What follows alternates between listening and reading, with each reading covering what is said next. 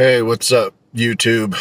I just wanted to record a quick video because this love-hate relationship I have with the Grammys, and I'm just utterly disgusted.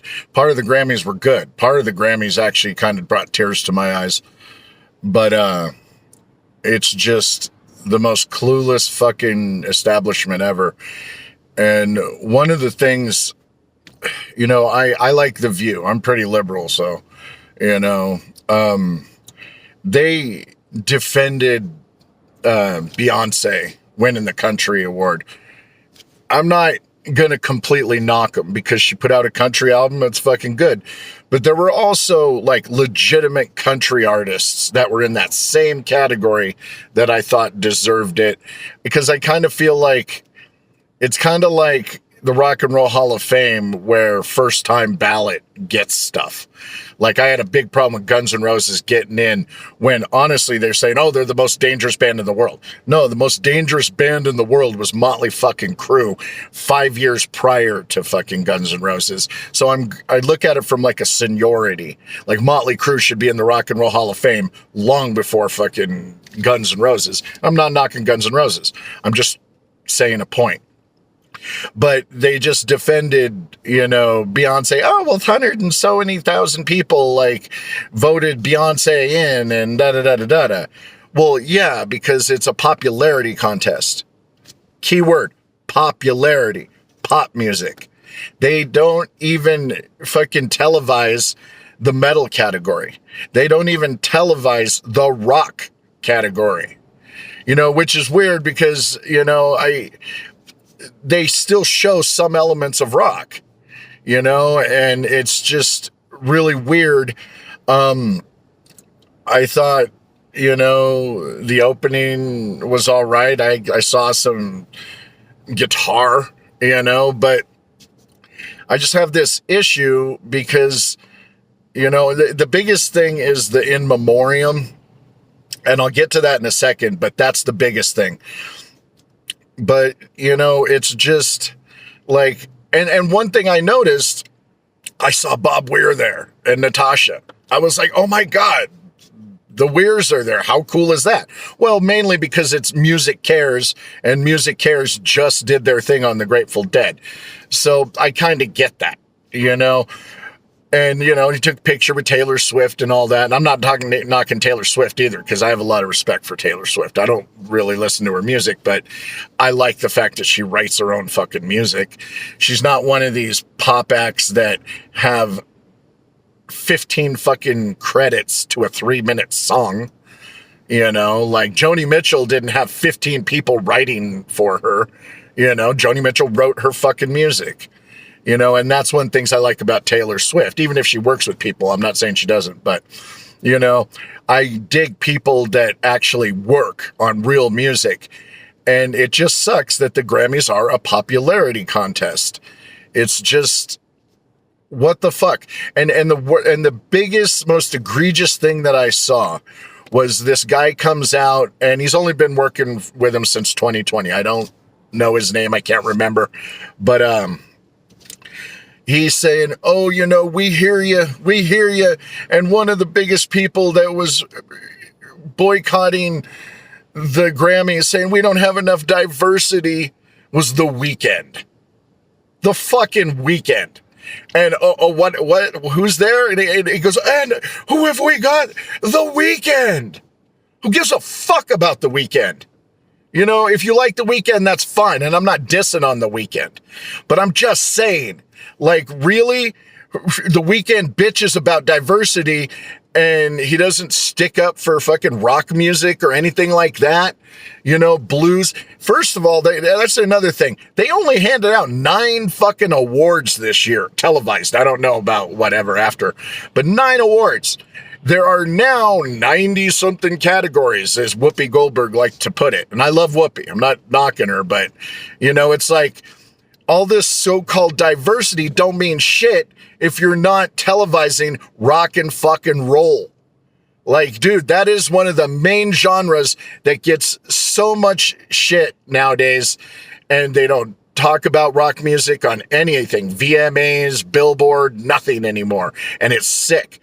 And here's another point that I thought was pretty funny, was that the ratings this year dropped 9%, almost a whole 10%.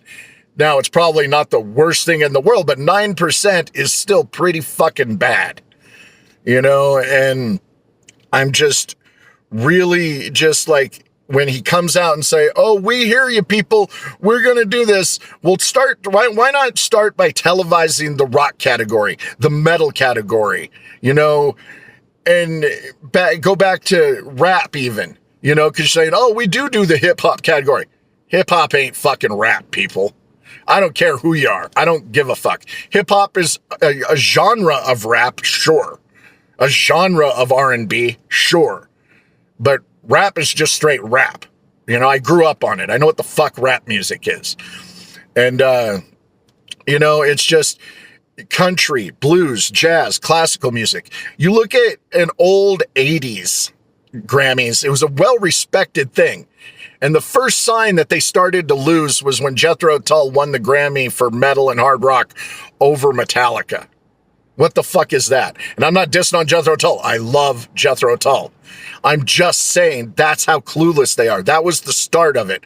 And ever since then, it's been absolute bullshit.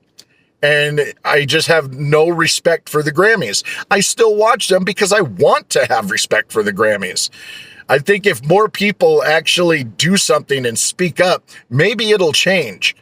Because honestly, if it doesn't, it's going to die out. They say the biggest night in music. Bullshit. They're not the biggest night in music. Like, what the fuck, you know? I think that's the stupidest hashtag they ever could have come up with, you know? And I have my issues with every award show, you know, mainly the Rock and Roll Hall of Fame and the Grammys. But those are the two I grew up loving, you know? My big things are the Rock and Roll Hall of Fame and the WWE Hall of Fame, and then probably the Grammys. I look forward to watching those every year. And I'm glad now rock and roll, half the people in the Rock and Roll Hall of Fame this last year were actual rock bands. So that actually, you know, made me think maybe there's hope. But, you know, it just was sad seeing that guy saying, oh, we hear you, we hear you. No, obviously you don't hear us, because people want to see.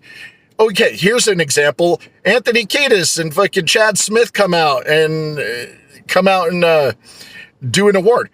How about Anthony Kiedis and Chad Smith come out with Red Hot fucking Chili Peppers and rock the fuck out and show these people how to not lip sync, you know?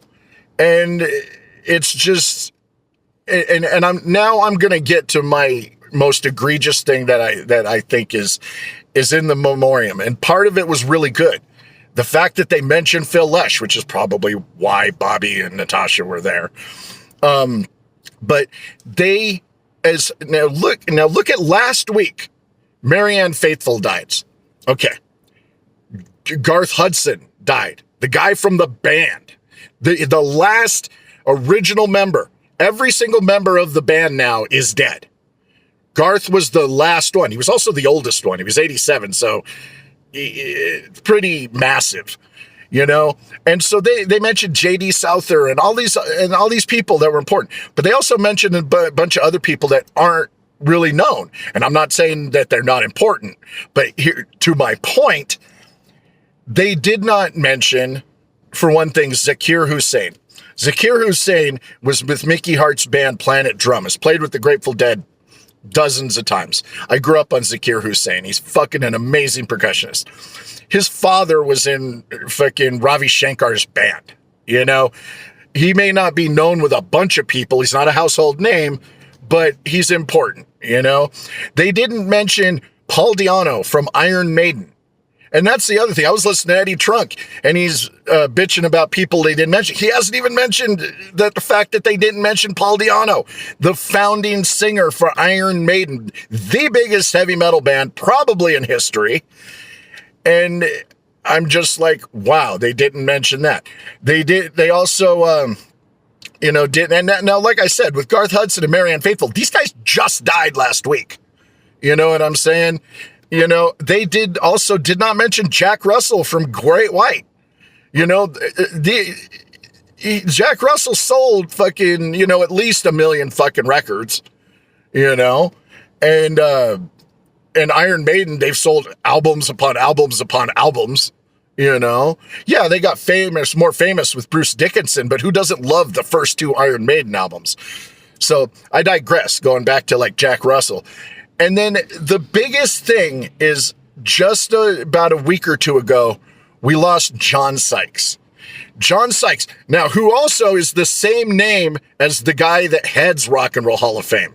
Now, 2 different people, but still the name alone should like put some sort of pop in somebody's head. John Sykes was in Thin Lizzy, Blue Murder, fucking Pirates of Pantang, and the biggest was the 1987 album for Whitesnake. You know, Still of the Night and Here I Go Again. And the biggest selling album Whitesnake has ever had, John Sykes wrote almost all of that. And to not mention John Sykes is just like, come on, you know. Oh, you may not have been a household name. Neither was half the people they mentioned.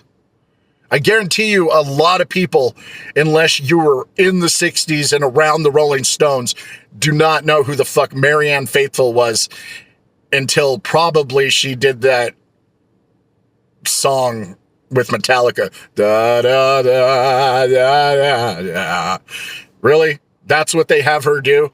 But my point is, I digress again, is Marianne Faithfull. I like Marianne Faithfull. I'm not knocking Marianne Faithfull, but it's not like the world knew who she was. And it's like, they don't mention Zakir Hussain. They don't mention Jack Russell. They don't mention Paul Di'Anno, and they don't mention John Sykes.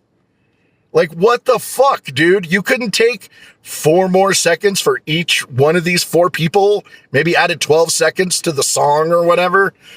And I'm just so, you know, sick of like all this bullshit Grammy, you know, how, oh my God, it's the biggest night in music. It is not the biggest night in music.